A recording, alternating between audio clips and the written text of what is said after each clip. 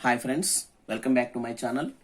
In today's video, we are going to discuss the previous JEE mains questions. So first of all, I wish all of you very happy and prosperous new year. May this new year brings you all joy and happiness. Now let us move on to our topic. The first question is, compare the rate of aromatic nucleophilic substitution reaction of the following compounds. So here he gave the four compounds. So the first one is chlorobenzene, 2-nitrochlorobenzene, 2,4-dinitrochlorobenzene, and 2,4,6 trinitro-chlorobenzene. So here he asked to compare the aromatic nucleophilic substitution reaction of these compounds. So here this is a chlorobenzene. So here in this chlorobenzene, generally the nucleophilic substitution reactions takes place very less reactively. That means here the chlorobenzene is more stable due to plus effect, that is positive mesomeric effect, plus M effect, positive mesomeric effect. So here the rate of nucleophilic substitution reaction depends upon the nature of the halogen present here, and also it depends upon the nature of the electron withdrawing group present adjacent to the halogen. So here there are three electron withdrawing groups are present in this compound. So if the number of electron withdrawing groups increases, the rate of nucleophilic substitution reaction increases. So here it involves in aromatic SN2 reaction, that is bimolecular nucleophilic substitution reaction. So here it involves in case of aromatic compounds, that's why the mechanism is ARSN2 mechanism. So aromatic bimolecular nucleophilic substitution reaction. So the rate of aromatic bimolecular nucleophilic substitution reaction increases with increase in number of electron withdrawing groups. So that's why here the rate of aromatic nucleophilic substitution reaction is more for this compound, and it is less for this compound. Comparatively, here it is less and it is also less. So the rate of reactivity is in this order. Okay. Now let us move on to the second question. What is S in BuNaS? So here BuNaS is a copolymer which consists of two monomer units, that is two different monomer units. Okay. So BuNaS consists of, this is nothing but a polymer made from 1,3-butadiene and styrene. Here styrene means vinyl benzene. The styrene means vinyl benzene. So here it is a copolymer. So remember carefully, a copolymer means which consists of two or more number of monomer units joined together, two or more different monomer units joined together to form a polymer. So here these two are the two different monomer units which are joined to form a polymer, that is BuNaS. So in this BuNaS, S stands for styrene. Styrene means vinyl benzene. So here it is the formula for vinyl benzene. So this is vinyl group attached to benzene nucleus. So here it is called vinyl benzene. So this CH2 double bond CH is called vinyl group. Okay. So S stands for styrene. And next move on to the next question. You have to remember another point here. Here it is a copolymer. It is a copolymer. Copolymer means which consists of different monomer units. Two or more different monomer units are there. So here these two are the different monomer units which are joined together to form a long chain molecule, that is called BuNaS. So copolymer is nothing but which consists of two or more different monomer units. Okay, move on to the next question. Which of the following set of reagents is used to convert nitrobenzene to 1,3-dibromobenzene? So here he asked to convert nitrobenzene to 1,3-dibromobenzene. So what is 1,3-dibromobenzene? This is 1,3-dibromobenzene. So here he asked to convert nitrobenzene to 1,3-dibromobenzene. So in the option he gave several reagents. So which is the sequential reagents? Which of the following sequential reagents are correct? So now we have to convert this nitrobenzene to dibromobenzene. So now first of all we have to halogenation. The halogenation of this nitrobenzene, that is Here we are required bromine, that's why we have to make bromination. So the bromination in presence of iron produces bromobenzene. Here nitro group is there, this NO2 group is electron withdrawing group, that's why the further substitution takes place at meta position. So here it is a meta position, so that's why the bromination takes place at meta position. So since NO2 is an electron withdrawing group, the further substitution takes place at meta position. So bromine, the substitution of bromine takes place at meta position. So now we have to convert this NO2 group into bromine. So in order to convert this, now let us convert this NO2 group into NH2 group.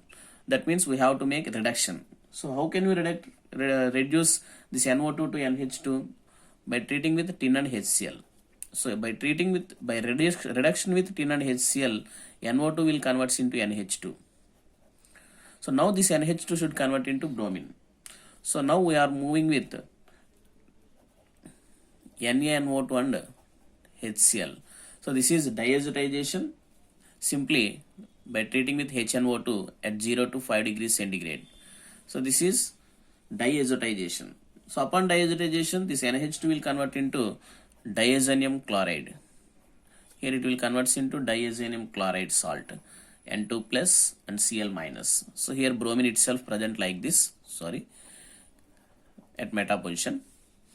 Now this should be converted into bromine. So again by treating with cuprous bromide. This is another reaction, that is Sandmeyer reaction. So by Sandmeyer reaction with cuprous bromide, we can produce bromine here. So here it involves in two reactions. The first one, here it is diazotization, and this one is Sandmeyer reaction. So by using the Sandmeyer reaction, we can convert diazonium salt into halobenzene. Okay. So here we have to produce bromine. That's why we can treat with cuprous bromide. So in this way, this is the sequential steps which involves the conversion of nitrobenzene to dibromobenzene. Okay. And now let us move on to the next question. Here in this question, he gave a conversion. So that is, here it is a ketone. Here there is no any ketone. That means this ketone is reduced to alkane. Ketone is reduced to alkane. There is no any change in the other skeleton. So here ketone is reduced to alkane. So for this conversion, which of the following reagent is used? So here it is NH2 and NH2. Hydrazine in presence of sodium ethoxide, red phosphorus and chlorine, nickel and hydrogen, and this is sodium borohydride. So all these are the reducing agents, but here the keto group is reduced to alkane. So generally the keto group is reduced to alkane in presence of NH2 and NH2. That is nothing but Wolff-Kishner reduction. Or another one is there, that is Clemmensen reduction. So the Clemmensen reduction takes place in presence of zinc, amalgam and HCl. Zinc, amalgam and HCl. This is one of the Clemmensen reducing agent. So here we can use here Clemmensen reducing agent or Wolff-Kishner reducing agent, that is hydrazine. So here the correct option is this one. So the reaction is Wolff-Kishner reduction. So here we can use hydrazine, NH2 and NH2, or simply it can be called as diamine in presence of sodium ethoxide. Okay, the correct option is this one. This is the Wolff-Kishner reduction. And next, move on to the next question. Here it is a matching question. So this is from chemistry in everyday life.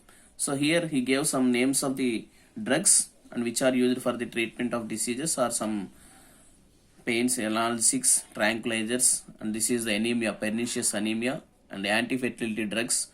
So here the first option is Valium. So this Valium is one of the tranquilizer. So tranquilizers means these are the drugs or chemical substances which are used to reduce mental stress. So that's why, so that the tranquilizer, the example of tranquilizer is Valium. So that's why this is the correct matching.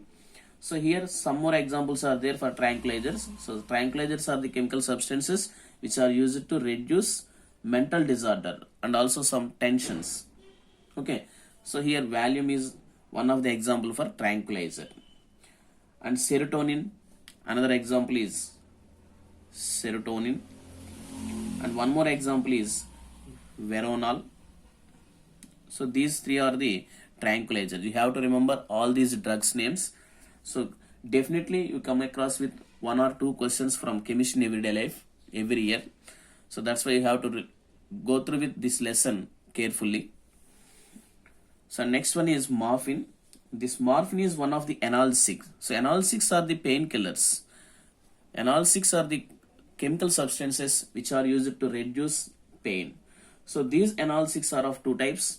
One is narcotic analgesics and the other one is non-narcotic analgesics. So generally this morphine belongs to narcotic analgesics. So narcotic analgesics means which are influenced on the central nervous system. So the substances, the analgesics which are influenced on the central nervous system are called morphine, are called narcotic analgesics. The best example is morphine. And the other one are heroin and codeine. These are the best examples of narcotic analgesics. And some more non-narcotic analgesics are there. So these are used to treat some less pains. That means, so some aspirin, ibuprofen. So these are used to reduce mild pains. So those are called non-narcotic analgesics. And next one is norethindrone. So this norethindrone is one of the anti-fertility drug. So anti-fertility drugs means the drugs which are used to reduce population. That means these are used as birth control pills. So norethindrone and novestrol. So these are the anti-fertility drugs. And next one is vitamin B12. So this vitamin B12 so is nothing but cyanocobalamin. Due to lack of this vitamin B12, a pernicious anemia, the disease of blood cancer, blood deficiency. So that is called pernicious anemia. So due to lack of this vitamin B12, pernicious anemia, it causes pernicious anemia. And next move on to the next question. Here it is the question from environment chemistry. So this is of statement type question. So this is also one of the best lesson for JEE mains. So most frequently asking question from this environmental chemistry. So here BOD is the parameter that can be helpful for survival of aquatic life. And the second one of option is an optimum value of BOD is 6.5 ppm. So here which of the statements are correct? Whether both are wrong or both are right. One is correct, other one is wrong. He asked like that. So the options are like that. So here BOD is the parameter that can helpful for survival of aquatic life. So this is the correct option. And the next one, the optimum value of BOD is 6.5 parts per million. So this is the wrong answer. So because, so generally for pure water, the BOD is 1 ppm. Remember carefully, for pure water, the BOD is 1 ppm. Suppose if the BOD is greater than 17, it is harmful for drinking purpose. So it is mostly polluted. So if you consider the municipal sewage water, the BOD will be nearly from 100 to 400 ppm. So he asked like this also. Municipal sewage water consists of BOD how much value? It lies between 100 to 400 ppm. So for pure drinking water, the BOD should be 1 ppm. Okay, so here it is not the optimum value of BOD, that is 6.5 he gave, that is not the correct option. So the statement 1 is correct and the statement 2 is wrong. And next one is, how many of the following amines can be prepared by Gabriel-Thalmaide synthesis? So here he asked the question on Gabriel-Thalmaide synthesis. So this Gabriel-Thalmaide synthesis is one of the synthesis of amines. So here we have to consider potassium thalmide. So here it is the potassium thalmide.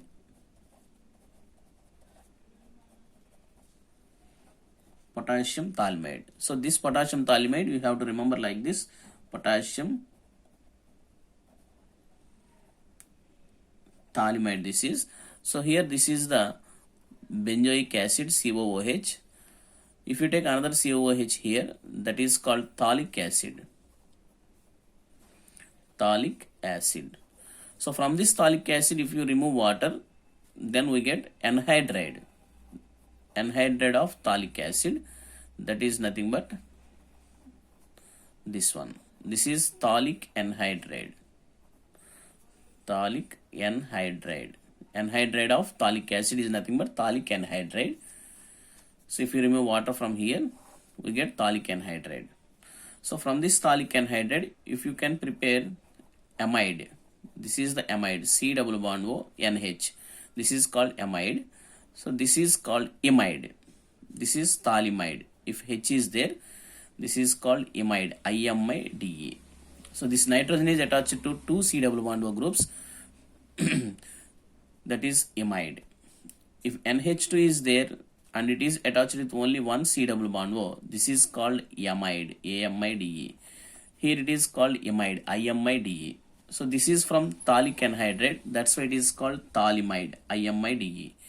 This is phthalimide, and here in place of H there is potassium, that's why it is called potassium phthalimide. So Gabriel phthalimide synthesis is the starting compound is potassium phthalimide. So from this potassium phthalimide we can synthesize only aliphatic amines. Aliphatic primary amines can be synthesized. Now let us discuss it. So if you take any alkyl halide, this alkyl halide react with potassium phthalimide. Now it will convert into N-alkyl phthalimide. So this is N-alkyl phthalimide. So here alkyl group is attached to nitrogen, so it is called N-alkyl phthalimide. So now this N-alkyl phthalimide upon hydrolysis produces amine. So here upon hydrolysis it will undergo hydrolysis like this, H and OH and H and OH. So again we get phthalic acid like this, COOH and again COOH. So this is phthalic acid or NH2. So here it is primary amine. This is aliphatic primary amine. So only aliphatic primary amines can be synthesized by Gabriel phthalimide synthesis. So here the correct option is only aliphatic primary amines. So we have to consider the aliphatic primary amine from the options. Okay, thank you. Please like the video, share the video and subscribe to my channel. Thank you.